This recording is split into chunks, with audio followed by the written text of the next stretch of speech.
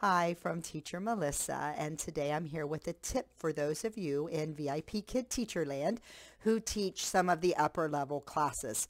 Level 4 and up, specifically 5 and 6, we see a lot of passive voice. Now, I'm not a fan of passive voice.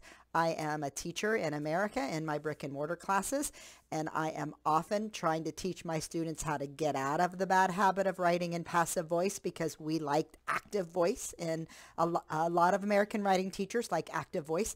So I'm usually trying to get out of that. But in VIP Kid, our students will be tested on their high stakes test on passive voice and how accurately they can switch an active voice sentence to a passive voice. So I'm going to give you a few tips of how I do that with my VIP Kid students.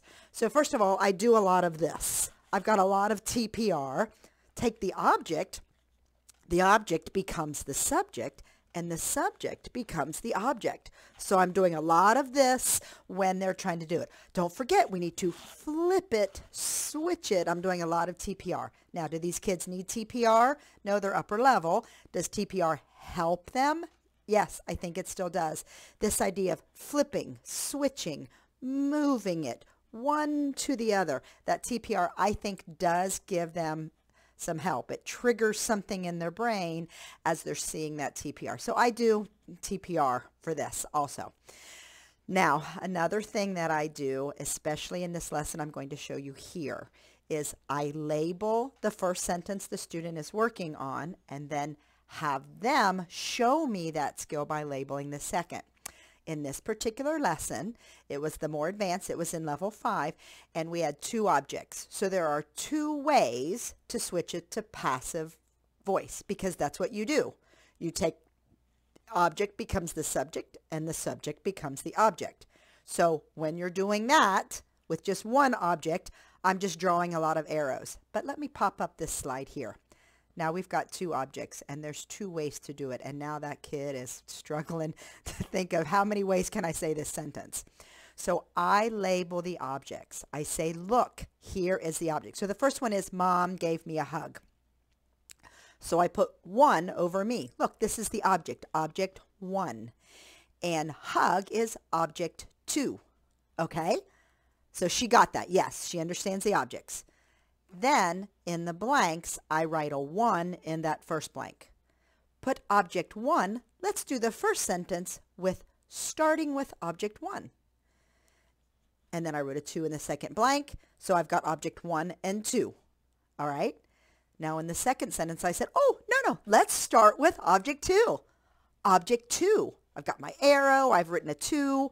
So now she knows to start with object 2, and that other blank gets object 1. Okay, this was a light bulb moment for this child, okay? She got it. So in the second sentence, before we did anything, she read the sentence. I said, okay, your turn. What is object 1? She circled it. I said, okay, write a 1. Don't let them just circle. They need to number those objects. Write a 1, okay?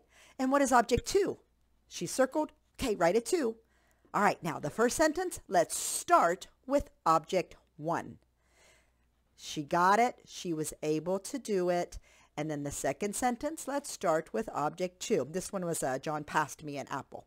So showing her how to label the objects and practicing the sentence. And then having her do the skill. Label. And of course, I was there to help. If she wasn't sure, I would say, John passed the apple to who? That would be object 1. What did John pass? Apple, object 2. I can go through that grammar stuff to help her find the objects, but it is important that she finds the objects herself after I've shown her the skill on the first one. So that made it much easier for her to see the switching of the objects, especially when we had 2. Now, if we only had 1, I would circle the object and I would draw the arrow. Okay? So if it was just Mom gave me a hug, I would just circle hug and say, okay, look, there's the object. It goes here. Okay, so either way, but this 2 object thing was really tough. So try out these tips and see this numbering, labeling before they attempt to flip the sentence to passive voice can help those students of yours who are struggling, especially when you get to those two objects in a sentence and you have to add to or by, and where those come from and where they go in the passive voice. Okay? Hope this helps you out with some of your upper level students, and maybe it helps you out. Maybe it's been many, many years since you've had to do passive voice in a grammar class. Maybe it'll help give you a little bit better understanding so we can help our students master this content for their high stakes testing and their tests in schools. Have a great day.